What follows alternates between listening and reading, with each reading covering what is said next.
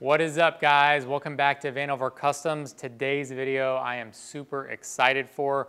We have our very own skyhook in the shop. It's something that I've wanted for several years, but the timing just wasn't right, and they are rather expensive.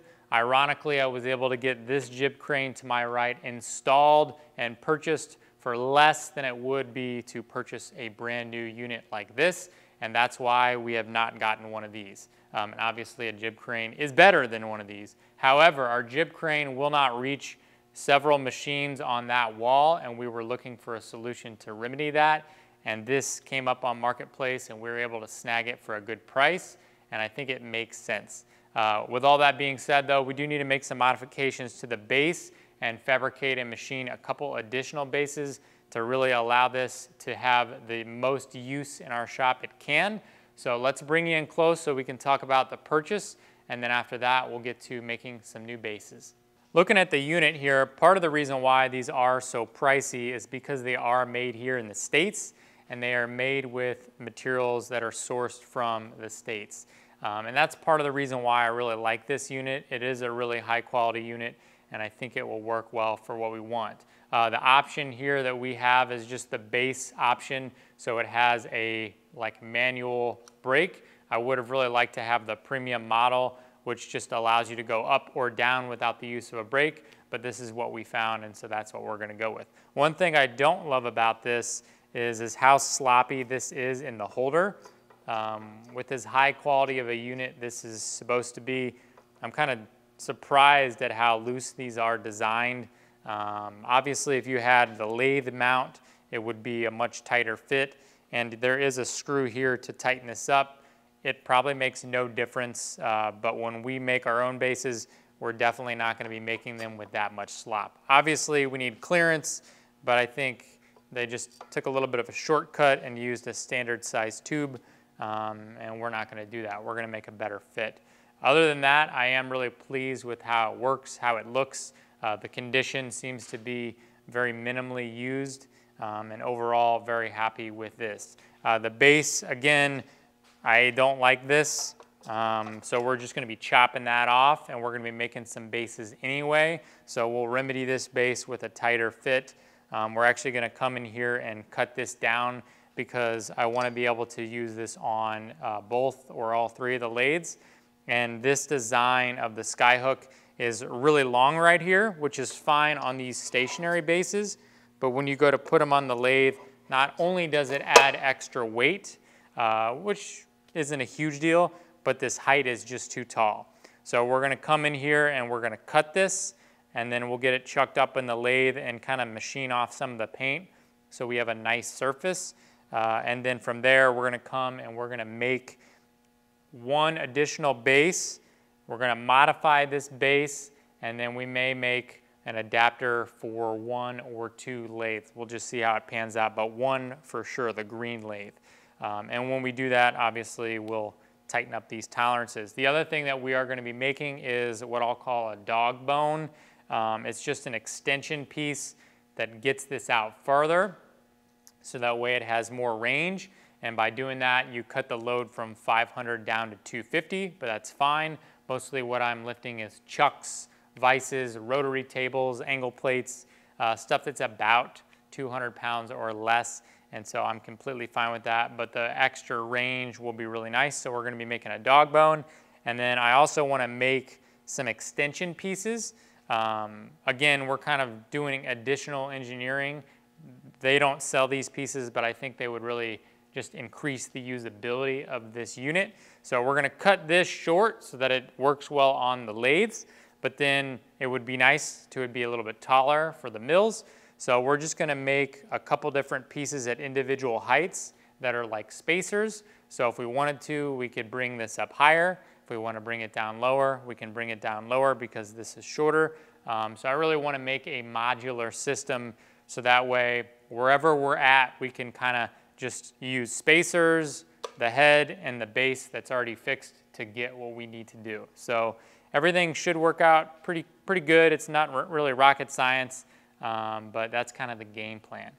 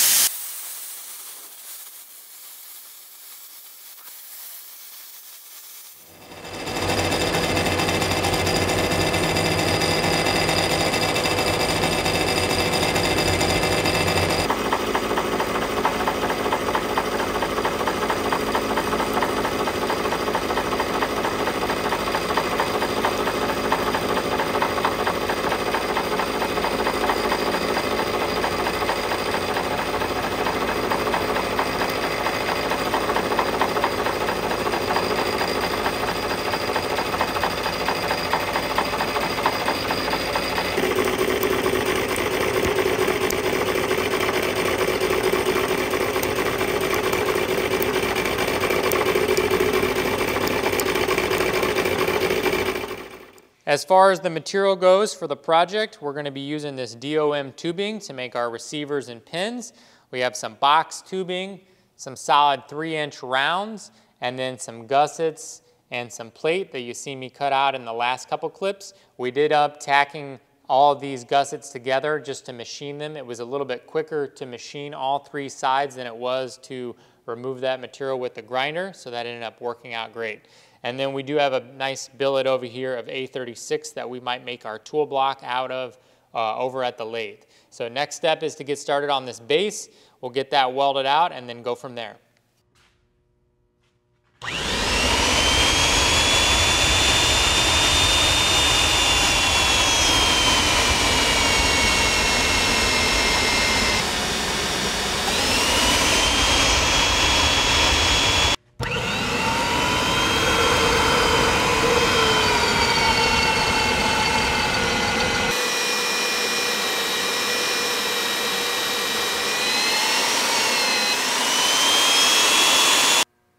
We got the base plate holes drilled and everything's mocked up and ready for welding.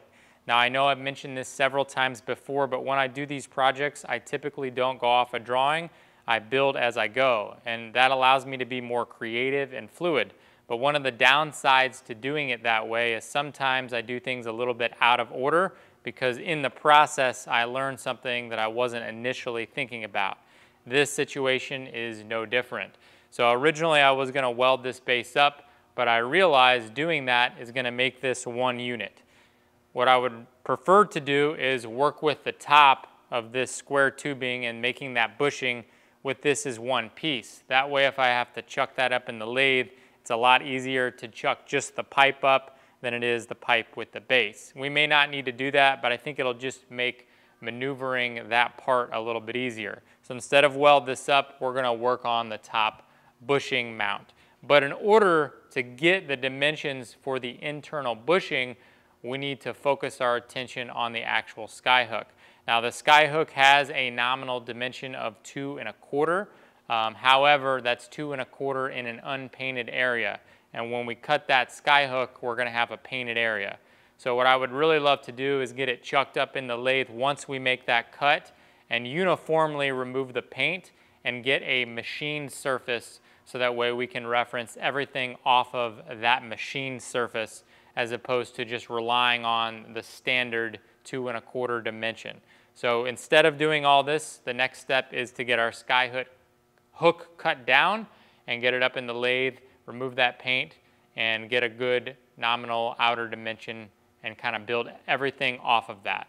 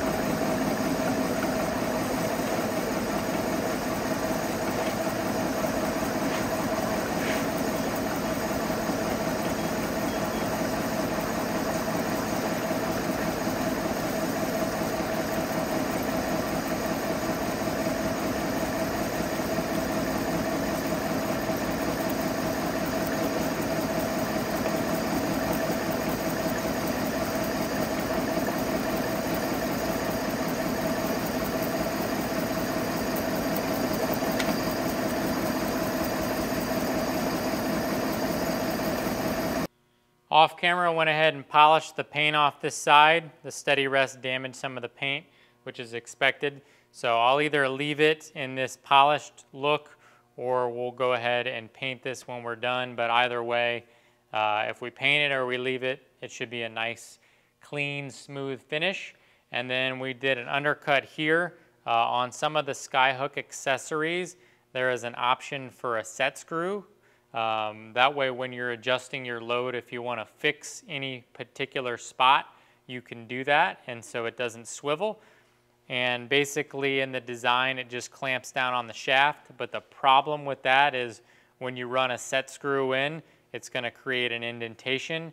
And when it's a tighter fit, which it is going to be in this case, it's going to be hard to remove. So what we did is we did an undercut here. So our set screw, when it comes in, or grub screw, it can mar up this surface. But because it's below the surface by, I don't know, 30 thousandths or so, that raised burr will be in this valley, and so it shouldn't interfere with sliding this in and out. And more importantly, it's not going to gall up the mating surface. This is an extra step, wasn't really necessary, but since we had it chucked up, and since I do want to have that knob in case I need it, I don't think I will, but if we have it and we don't use it, I'd rather have that than wish I had it and then basically wish that I was in this situation adding this feature. So I think we're going to roll with that. I chamfered the end just to make it insert a little bit easier, and overall this turned out excellent. So we'll get this out of the machine, we'll get it reassembled, and then we'll move on to making the bushings. And now that this is round, we can go ahead and make our bushings based on the fit we're looking for.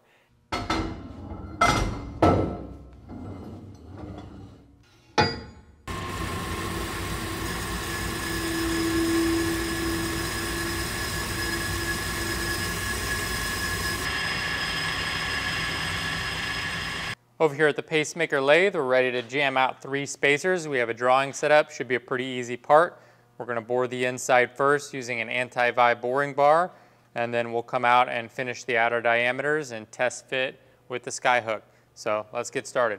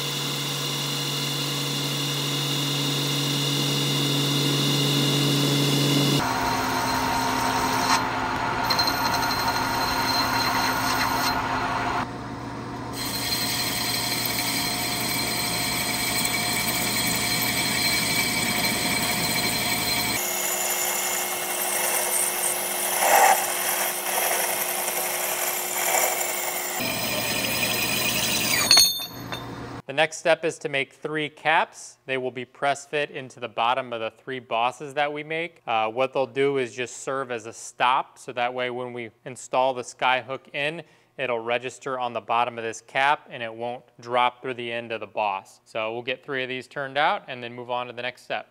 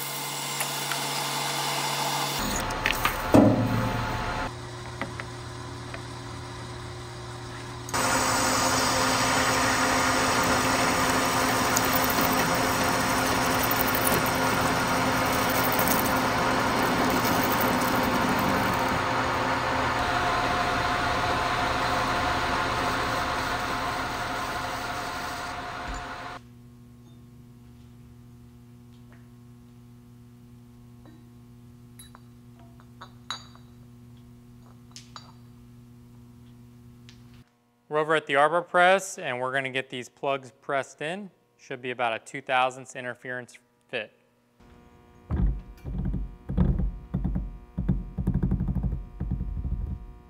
We got the bottoms pressed on all 3 bosses and these are all done.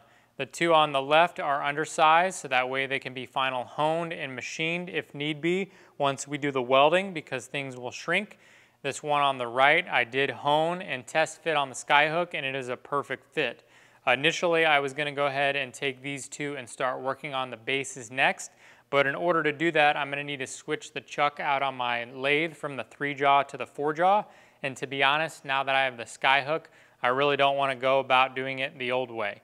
So instead of going and starting on the bases, we're just gonna knock out this holder for the lathe so that way we can use the skyhook and then get back to making the bases for these other 2. So I have a billet of material over there and we'll go ahead and get that cut down and start working on the base for the lathe.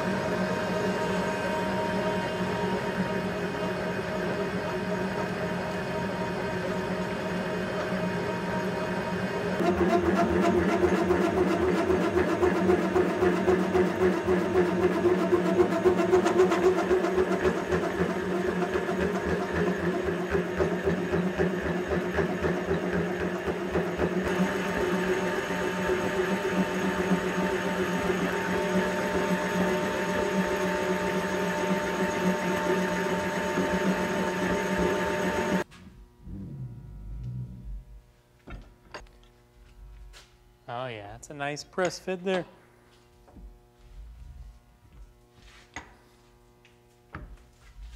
It's not too crazy bad, but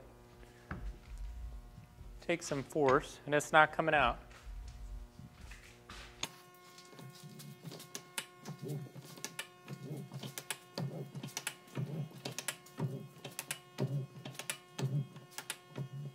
Let's test this bad boy out. I have it tapered at the top so it drops in easy. And see, it hasn't dropped down all the way. Just give it a little bit of a wiggle. There it is right there. You can see the air passing by it as it drops. So it's a really nice fit, moves super nice and easy, has absolutely no play. The only play is actually in the skyhook itself, the mount right here. But other than that, this is a really, really nice fit. And I'm very, very happy with the way this is turning out. Has a nice little bit of resistance. Man, this is crazy. I've been waiting for something like this for a really long time. So the next step is to work on the bases finally. I know we've been trying to do that and been sidetracked, but now that this is in place, when I go to work on the weldments of the top bushing, we can use the 4-jaw chuck, and we're not gonna have to change it out like we used to. We can use this bad boy. So let's move back over to the bases and finally get those knocked out. Let's talk about the design of their mount and our mount and how they're going to be different. So when they manufactured this, they just took a 1/4-inch wall pipe, put it in this 3x3 tube and welded the corners. That gives structure to the pipe, and that kind of makes up for the looser fit of the pipe on the tube, and it's completely acceptable. But what we're doing is a little bit different, and I really don't love this method. So off camera, I went ahead and manufactured a plate. This plate is going to be welded on here around the perimeter, and it has a nice bevel there so we can get plenty of weld, and it's undersized, so everything should be good there.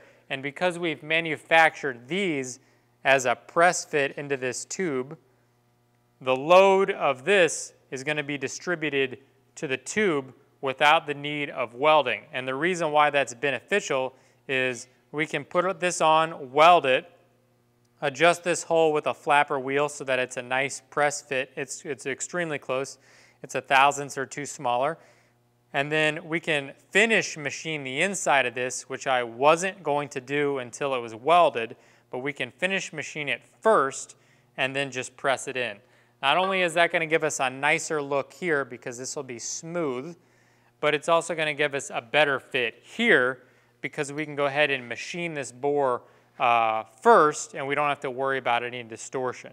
So next step, I'm just going to get this welded out, blended, and then we'll move on to finishing out the ID of this. I'm not going to show that. It's going to be real tedious, and then we'll press this into here.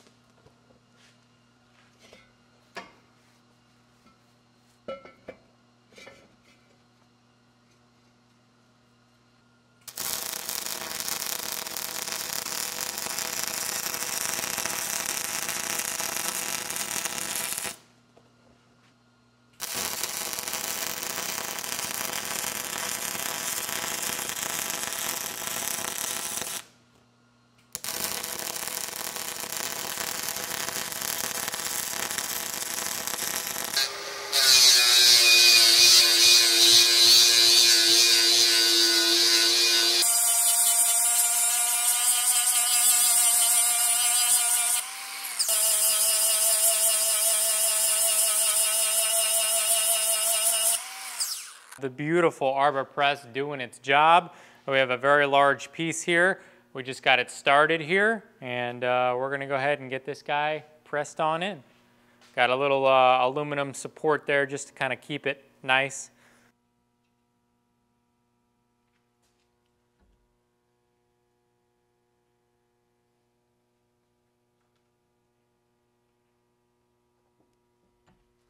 Well, there we go, guys. Like I always say, the devil's in the details. This is subtle, but I think it looks a lot better than this, having this weld around here, and obviously once we paint it, it'll look even better. I'll mask off the inside and paint the whole thing. Much better look, and more importantly, it allows us to keep our really nice fit here without worrying about weld distortion. This blended out real nice, so when we paint it, everything should basically look factory. Now we can finally get on to welding this to our plate, and once that's done, this base will be complete.